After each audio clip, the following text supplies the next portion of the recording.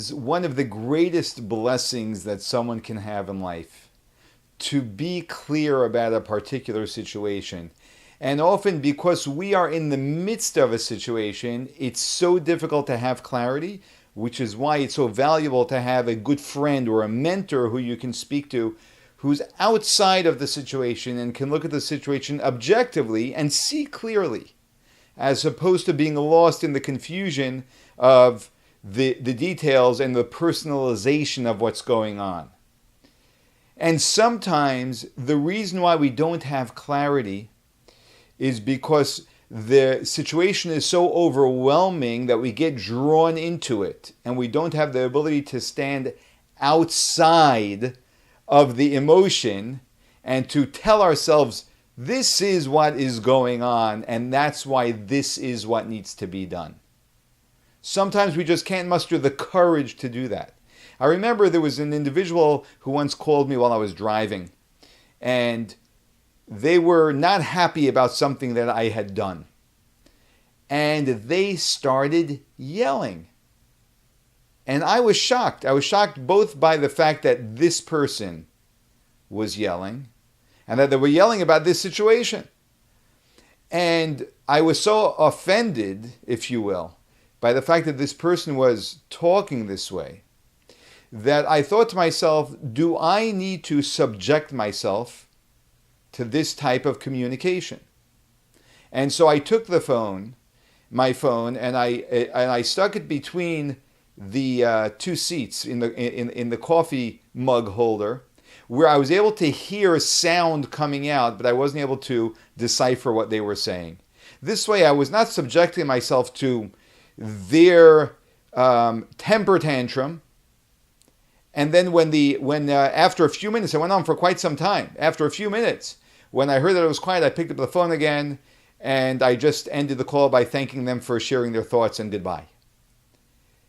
And in that situation, what I essentially did was I said, I'm drawing a line here, and I'm not going to subject myself to this person's desire to draw me into some crazy emotional attack, which was unwarranted and completely unnecessary.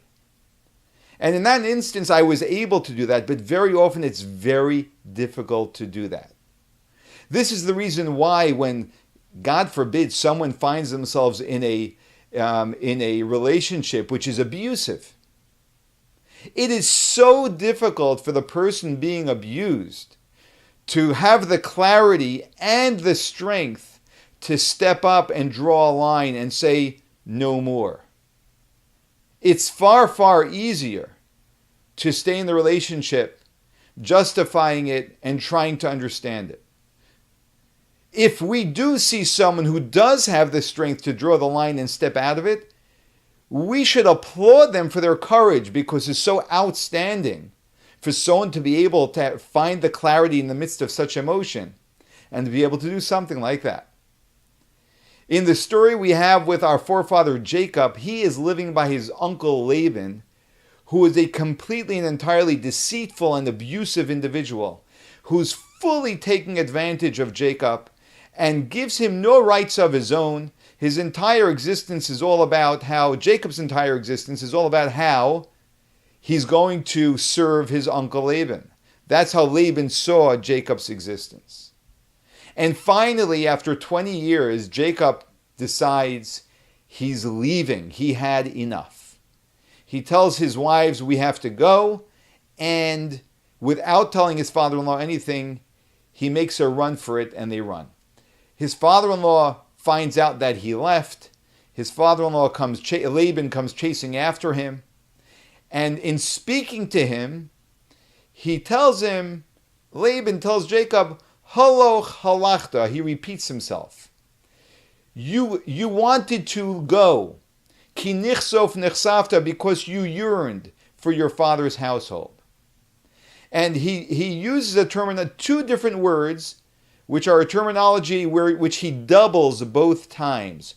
Haloch halachta, nichsof nichsafta.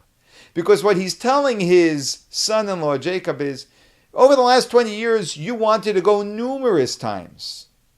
You yearned to leave numerous times, but you hadn't. This time, Jacob actually left. Because this is the process that we classically go through.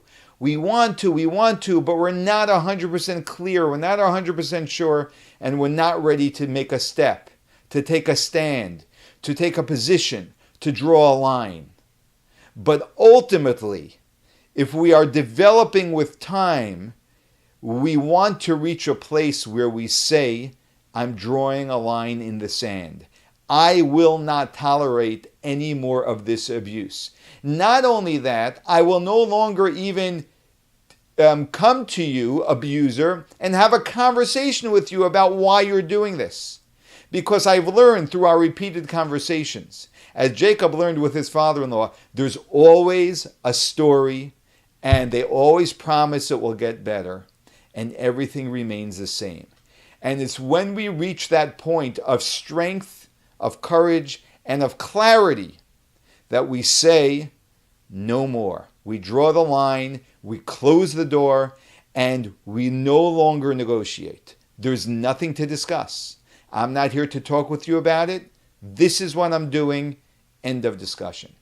It's terrifying to do something like this. Absolutely terrifying. And whenever we want to step into a new reality in our lives, it will always be terrifying. But this is the way we leap from one position in life to another position.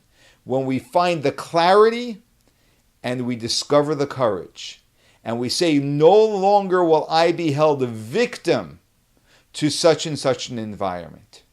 Often it would be wise to check in with a mentor or a friend to make sure that we are having proper clarity. But that's just verification. When we've had enough, we've had enough. And the more we can learn to have that clarity earlier on, the more we progress in life at a quicker and quicker pace. When something walks like a duck, talks like a duck, and quacks like a duck, be clear, it's a duck.